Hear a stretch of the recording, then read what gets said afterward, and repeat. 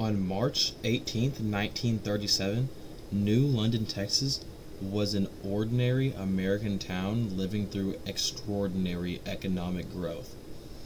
Oil had turned East Texas into one of the most productive energy regions in the nation, and New London benefited greatly from that boom. The school district was one of the wealthiest in Texas, attracting families who believed their children were receiving a safe, modern education. The New London Consolidated School symbolized that confidence. It was large, well equipped, and filled with nearly 700 students and teachers. To parents, it looked solid, dependable, and built to last. But on that afternoon, beneath the classrooms and hallways, an invisible danger had been growing. At 3:17, without warning, the school exploded. In less than 10 seconds, hundreds of lives were lost. What followed was one of the deadliest school disasters in United States history, and one that would permanently change public safety laws across the nation. This is the story of what happened in New London, how people reacted from it, and the reform that emerged from the catastrophe. To understand how the explosion happened, it is important to understand the environment in which the school existed. New London sat in the middle of East Texas oil field, one of the largest oil discoveries in American history. Oil production brought jobs, money, and rapid development.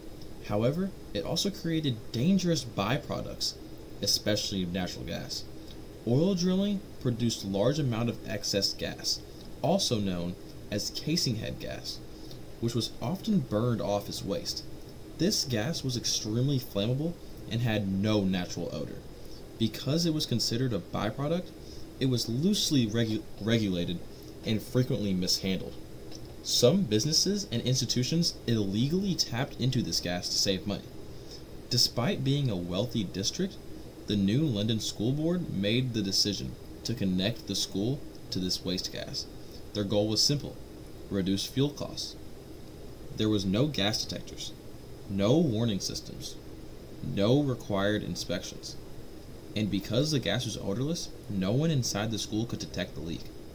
Over time, gas slowly accumulated beneath the building in an enclosed crawl space. Each day, the danger increased, but remained completely invisible. March 18th, 1937, the day of the explosion, began like any other school day. Students attended classes, completed assignments, and looked forward to going home. Teachers prepared lessons, unaware that gas levels beneath the building had reached a critical point. In the school's shop class, students were working on woodworking projects.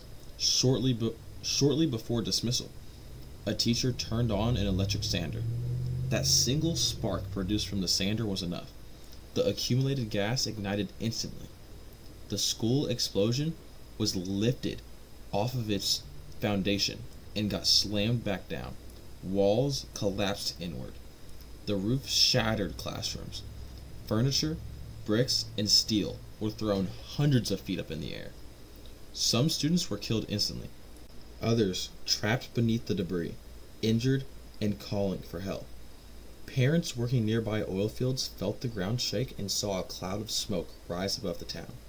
Many ran toward the school, already fearing the worst. Rescue efforts began immediately. Teachers, students, oil workers, and volunteers dug through the rubble with their bare hands. Fires burned throughout the wreckage, making rescue even more difficult and dangerous. Cries for help could be heard throughout the entire night. Hospitals quickly became overwhelmed. The town ran out of medical supplies. Bodies were laid out in makeshift morgues just for identification.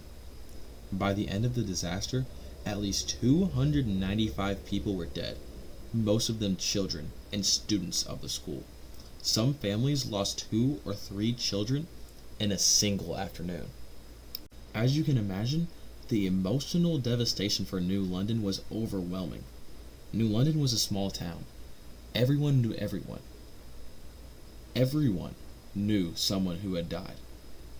Entire classrooms had been wiped out. Parents searched desperately for children who would never come home. Funerals were held across Texas. Some services buried dozens at once. Coffins were shipped from neighboring towns because local supplies were exhausted. The tragedy quickly became national news. Newspapers from across the country printed graphic images of destroyed classrooms and grieving families. Radio broadcasts struggled to convey the scale of this loss. The nation mourned, but it also questioned, how could such a disaster happen in such a wealthy school district? Why was flammable gas allowed beneath the school? Were there no safety inspections? The public demanded answers, and they demanded them now. As investigations began, the truth became clear. The explosion was entirely and completely preventable. The gas line was illegal. The gas was odorless. There were no safeguards, and there was no enforcement. While no individual was criminally convicted, public opinion was completely unforgiving. The school board's decision to save money at the expense of safety became a national symbol of negligence. This tragedy exposed a dangerous reality. Industrial progress had outplaced safety laws. People across the country began demanding stronger regulations, not just in Texas, but everywhere. The explosion sparked outrage, and outrage demanded change. Texas lawmakers responded swiftly. One question dominated discussions. How could people protect themselves from a danger they couldn't detect? The answer led to one of the most important safety reforms in American history. Texas required that all natural gas had to be odorized using something called ethyl mercaptan, a chemical with a strong sulfur smell, similar to rotten eggs. This ensured that gas leaks could be detected before they became deadly. This reform spread nationwide. In addition to all natural gas having to be odorized, public buildings were subject to new safety codes. Engineers and architects were required to be licensed. School construction became regulated, and gas use faced strict oversight. The New London school explosion changed how Americans thought about safety, responsibility, and regulation. Today, the legacy of New London lives on quietly, as something that you don't think about, but it's something that saves your life every single day. Every time someone smells gas and leaves the building, they are protected by laws created because of this tragedy.